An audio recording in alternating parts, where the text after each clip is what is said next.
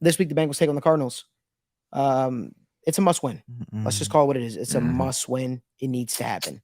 I'll say this. I think maybe I'm going up against my better judgment, but I really do think the Bengals bounce back this weekend. Sure I do. so, I think they do. You have to. You have to. You have to. You have to. If you don't look good this game, man, it's only gonna get harder. I mean, it's scary. It's scary. I think. Look, there's definitely a lack of talent if you look around on the general Cardinals roster. Yes. A lot of people knew that coming in.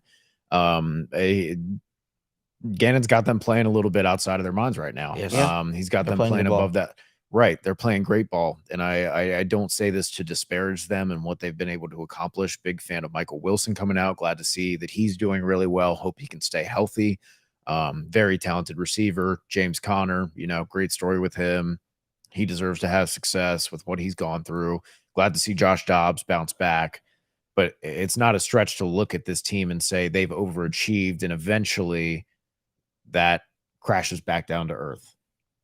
I look at things like, hey, Dennis Gardeck has 4 sacks on 57 pass rushes, and he has 7 total pressures. So, like, extremely high sack rate. Like, those are the things that I'm like, okay, that's like having, 3 interceptions in your first 2 games. Like, sure, it can happen, but like then you expect to go 4 or 5 games without getting one. There's a crash coming back down to earth for the Cardinals. The question is whether it's this week against the Bengals. God, we sure hope so. But man, we thought so against the Titans too, man. And this is how it goes, man. You play before the season, you play the game, the schedule game. Oh, that's an easy win. That's an easy win. And I will say this though, I do think the Cardinals will probably be the first to draw first blood in this game. I think they'll probably score first. I do. But I think Lou might take this game personal.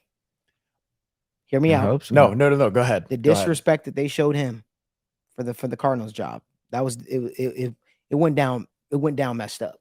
Mm-hmm. He might have his best game as a coordinator for the Bengals this week. He's going to have to because let me go ahead and the Cardinals offense, some shade in here. So not if they're going to be running, James Conner to that wide zone, the same stuff they kind of killed the Cowboys with.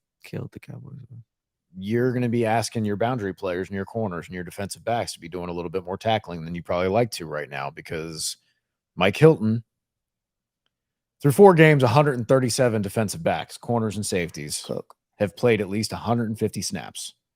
Nick Scott ranks 134th out of 137 in PFF grade, and Mike Hilton ranks 135th. He does, however, lead those 137 defensive backs in missed tackles with 8. 10 tackles, 8 missed tackles. It's part of what's killing his grade, but also that's part of what is supposed to make Mike Hilton great, right? Is his run defense. Yeah, that's Mike Hilton. Has not been that. And if you're, like we said, when teams are intent on picking on people in coverage, if they're coming at you, and Dax Hill's been pretty good at rushing the passer, and that's what you do, and you've been playing the run, but you have been quite literally the worst or one of the 3 worst corners in the league at it. What are you doing on the field? Because like you said, if Lou calls a crazy good game, but it comes down to Nick Scott and Mike Hilton being in position and making the right play, you would hope that veterans who have been in the league for more than a handful of years now would be able to do that. But unfortunately right now, they are just not playing at even an okay level, not even at a fine level. Average would be a tremendous jump from where they're playing right now.